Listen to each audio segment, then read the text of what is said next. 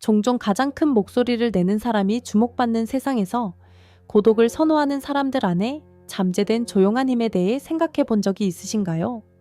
만약 제가 인간 정신에 대한 가장 심오한 통찰과 가장 혁신적인 아이디어, 그리고 깊은 이해가 사회적 상호작용을 주도하는 사람이 아니라 오히려 자기 내면 깊숙이 침잠하는 사람들에게서 비롯된다고 말한다면 믿으시겠습니까? 오늘 우리는 카를 구스타프 중의 혁신적인 통찰을 바탕으로 내향성 인트로버션의 세계로 여행을 떠납니다. 20세기의 가장 영향력 있는 심리학자 중 한 명인 융은 우리에게 인간 정신에 대한 새로운 이해를 제시했으며 내향성에 관한 그의 관점은 실로 혁신적입니다. 하지만 융의 심오한 지혜를 탐구하기 전에 먼저 이런 질문을 드리고 싶습니다. 혹시 사방에서 외향성을 장려하는 듯 보이는 세상에서 내가 어딘가 어울리지 못한다고 느껴본 적이 있나요? 그렇다면 당신만 그런 것이 아닙니다. 그리고 지금 곧 알게 될 내용이 당신이 스스로를 바라보는 방식과 세상에서의 위치를 완전히 바꿔놓을지도 모릅니다. 더 깊이 있는 통찰을 얻고 싶다면 이 채널을 구독하세요. 스위스 출신의 정신과 의사이자 정신분석가였던 카를 융은 분석 심리학, Analytical Psychology 분야의 선구자였습니다. 그는 성격 유형에 관한 연구, 특히 내향성과 외향성에 관한 개념으로 인간 행동에 대한 우리의 이해에 커다란 족적을 남겼습니다. 하지만 융의 통찰은 단순히 유형을 분류하는 데 그치지 않습니다. 그는 내향적 인간이란 무엇인가에 대한 사고방식을 근본적으로 재구성해 외향 중심 사회가 간과하기 쉬운 내향성의 강점과 잠재력을 조명합니다. 현대 사회에서 내향적인 사람들은 종종 거슬러가는 느낌을 받곤 합니다. 우리는 사교성, 즉흥성, 끊임없는 대인관계를 중시하는 문화에 살고 있습니다. 개방형 사무실, 팀 프로젝트, 네트워킹 이벤트, 소셜미디어 등에서 언제나 밖으로 나가 활동하기를 요구받죠. 이로 인해 내향적인 사람들은 기운이 소진되고 주변 사람들에게 이해받지 못한다고 느끼며 심지어 자신이 부족하다는 생각을 하기도 합니다. 이들은 모임에서 말을 꺼낼 때 불안을 느끼거나 단체 속에서 자신의 의견을 충분히 표현하기 힘들어하거나 쉼없이 이어지는 외부 요구에 압도당하기도 합니다.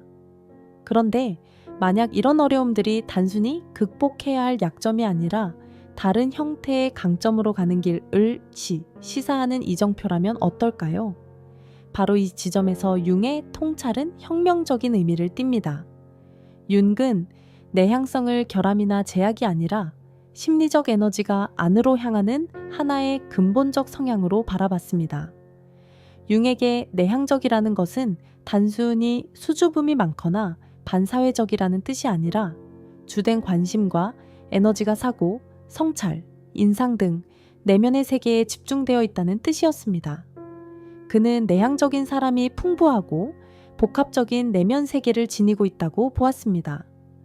겉으로 드러나지 않아 주변인들이 잘 알아채지 못하더라도 이 내면 세계는 막대한 창의성과 통찰의 근원이 될 수 있습니다. 또한 융은 내향적인 사람들이 본능, 기억, 원형, 아르체타이프로 가득 찬 거대한 무의식의 세계와 본능적으로 연결되어 있다고 믿었습니다. 이 무의식과의 연결이 바로 내향적인 이들에게 깊은 창조력과 직관을 제공해 준다는 것이죠. 그리고 여기에 핵심적인 발상이 있습니다. 융은 이러한 내면 지향적 태도가 장애물이 아니라 숨겨진 초능력과 같다고 보았습니다. 소음과 자극이 넘치는 세상에서 조용히 안으로 물러나 깊이 성찰할 수 있다는 능력은 매우 소중합니다. 이는 깊은 사고, 신중한 분석, 그리고 꾸준한 집중력을 가능하게 해 결과적으로 획기적인 아이디어와 혁신을 탄생시키기 때문입니다. 한번 곰곰이 생각해 보세요. 가장 기발하고 창의적인 생각이 떠올랐던 순간은 언제였나요? 아마도 혼자 산책하거나 혼자서 사색에 잠겨 있을 때가 아니었을까요? 이것이 바로 내향성이 발휘되는 순간입니다. 바로 융이 말한 집단 무의식, 인류가 함께 공유하는 지혜와 경험의 보고에 접속하는 능력 말이죠. 그렇다면 다음과 같이 자문해 볼 수 있습니다. 혼자만의 시간이 필요한 것, 격에 없는 소통 대신 소수와 깊이 있는 대화를 선호하는 것, 말하기 전 깊이 생각하는 습관 등이 혹시 사회적 약점이 아니라 엄청난 강점이라면 어떨까요? 만약 이런 성향들이 다른 접근법으로는 놓치기 쉬운 문제를 더 깊고 창의적으로 해결할 수 있게 해주는 열쇠라면요. 융의 통찰은 내향성에 대한 우리의 시각을 완전히 뒤집어 뒀습니다. 내향성을 극복해야 할 장애물로 보지 말고 세상을 보는 새로운 렌즈로 인식해야 한다는 것이죠. 내향적인 사람들이 지닌 깊은 성찰, 섬세한 관찰력, 미묘한 차이를 감지하는 능력은 빠르고 피상적인 정보가 넘치는 현대사회가 절실히 필요로 하는 자질입니다. 하지만 이 시각을 받아들이려면 용기가 필요합니다. 세상은 아직도 외향적인 행동을 성공과 동일시하는 경향이 강하기 때문이죠. 그렇기에 고독과 사색이 필요한 자신만의 시간을 소중히 여기고 타인이 이것을 잘 이해하지 못하더라도 스스로를 지키려는 태도가 필요합니다. 그리고 크고 요란한 목소리만이 영향력을 발휘한다고 여기는 이 문화 속에서 조용하지만 깊은 통찰을 담은 목소리도 그에 못지않은 힘을 지닌다는 사실을 인정해야 합니다. 지금 우리의 여정의 절반에 다다랐습니다. 잠시 시간을 내어 내향적인 자신 또는 주변의 내향적인 사람들과의 경험을 돌이켜보세요. 융의 통찰을 통해 이 경험들을 새롭게 해석한다면 당신의 시선에 어떤 변화가 생길까요?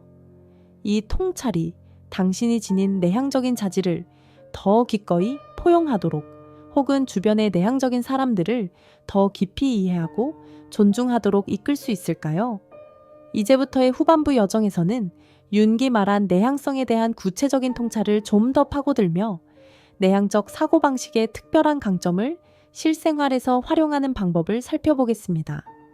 내향적인 사람들이 어떻게 외향적인 세상에서 자기 본질을 잃지 않고 살아갈 수 있는지, 그리고 어떻게 자기만의 선물을 세상에 전달할 수 있는지 이 과정을 함께 탐구해 볼 텐데요. 이 여행을 계속할 준비가 되셨나요? 내향성의 힘을 더 깊이 파헤치고 싶다면 말씀해 주세요. 카를 융의 내향성에 관한 통찰을 계속 탐색하다 보면 우리는 거대한 변화의 문턱에 서 있게 됩니다.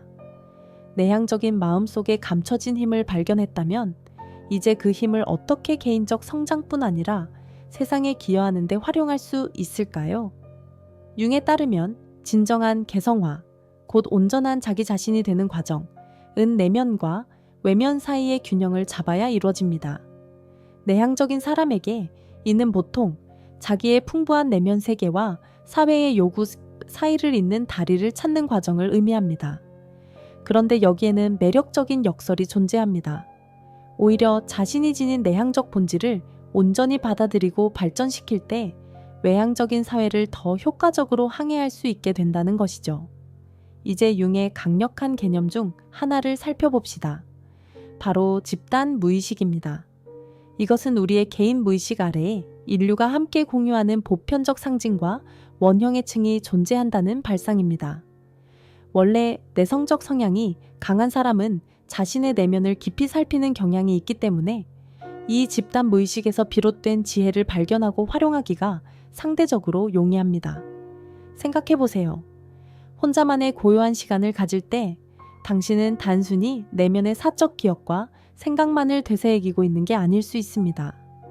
우리 모두가 공통적으로 지니는 오랜 시간 축적된 인간의 경험과 지혜 속에까지 자연스럽게 닿고 있을지도 모릅니다.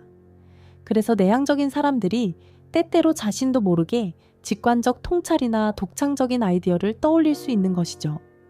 하지만 관건은 내면으로부터 얻은 이 통찰을 어떻게 외부 세계에 실질적으로 반영하느냐입니다. 융은 이 부분에서 내향적인 사람들의 강점이 발휘된다고 보았습니다. 정보를 받아들이고 경험을 곱씹어 본 뒤 충분히 숙성된 관점을 세상에 내놓는 과정 말이죠. 다음 5가지 방법을 떠올려 봅시다. 1. 글쓰기 능력을 활용하세요. 많은 내향인은 즉석에서 말하는 것보다 글로 자신의 생각을 표현할 때 더 명확하고 설득력 있게 전달합니다. 이메일, 보고서, SNS 등 다양한 글쓰기 방식을 적극 활용해 보세요. 사려 깊게 다듬어진 문장은 그 안에 담긴 내적 통찰만큼이나 큰 영향을 미칠 수 있습니다. 두 깊이 있는 일태, 일 관계를 구축하세요.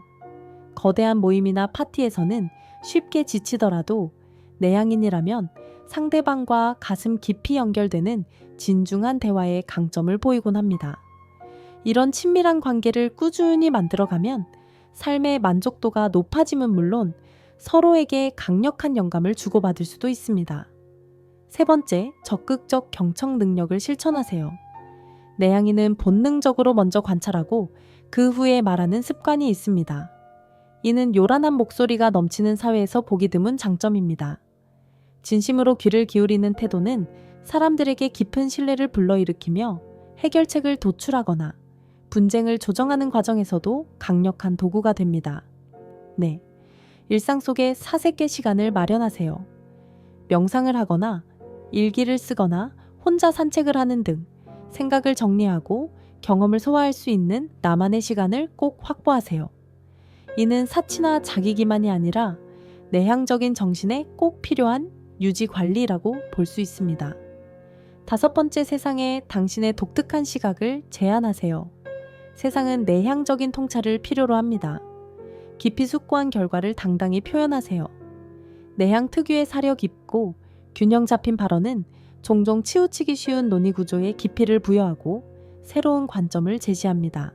융근 또한 우리 안에 있는 그림자 섀도우, 흔히 억압하거나 외면해온 자아의 한 부분을 인정하고 통합하는 것의 중요성을 강조했습니다.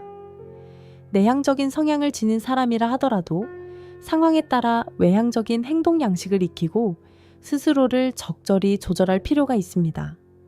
이는 자기 본질을 잃어버리라는 뜻이 아니라 내향성을 기초로 삼되 외향적인 역량도 적절히 통합함으로써 더 폭넓은 역량을 발휘하라는 의미입니다. 나는 외향적인 요소를 완전히 배척해 왔는데 사실 그것이 나를 보완해 줄 수도 있었겠네? 하는 식의 재인식이 중요한 것이죠. 결국 목표는 외향적으로 변신하기가 아니라 통합된 자기가 되어 상황에 따라 다양하게 대응할 수 있는 능력을 갖추는 것입니다. 이는 윤기 말한 초월 기능, transcendent function. 서로 반대되는 두 극을 적절히 긴장감 있게 유지함으로써 완전히 새로운 무엇을 창조해내는 힘에 해당합니다. 이제 우리의 탐험이 막바지에 이르렀으니 융의 가장 깊은 통찰 중 하나인 동시성 싱크로니시티 개념을 살펴봅시다. 동시성이란 외부에서 발생하는 사건이 우리의 내면적 상태와 의미 있게 맞아떨어지는 현상을 말합니다. 이미 자기 내면에 민감한 내향적인 사람들에게 이런 우연 같지만 우연이 아닌 순간을 인지하는 것은 삶을 살아가는 데 강력한 자원이 될 수 있습니다. 예를 들어 무언가 결정을 내려야 할 때 고민하고 있었는데 우연히 본 책이나 누군가와 나눈 대화 또는 예기치 못한 기회가 고민하던 문제에 해답을 제시해 준 적이 있으신가요? 이런 동시적 사건들은 우리의 내적 지혜와 외부 행동을 정렬해주는 이정표 역할을 합니다. 앞으로 이런 순간에 좀 더 주의를 기울여 보세요. 이것들이 당신의 내향적 재능을 자기답게 표현하고 세상에서 발휘하도록 안내하는 신호일 수 있습니다. 길었던 내향성 탐험의 막바지에 이르러 마지막으로 이 질문을 드리고 싶습니다. 내향성에 대한 당신의 이해는 지금 어떻게 달라졌나요? 융의 통찰을 알게 된 지금, 앞으로 세상을 대하는 방식이나 사람들과 소통하는 방식이 어떻게 달라질지 한번 그려보세요.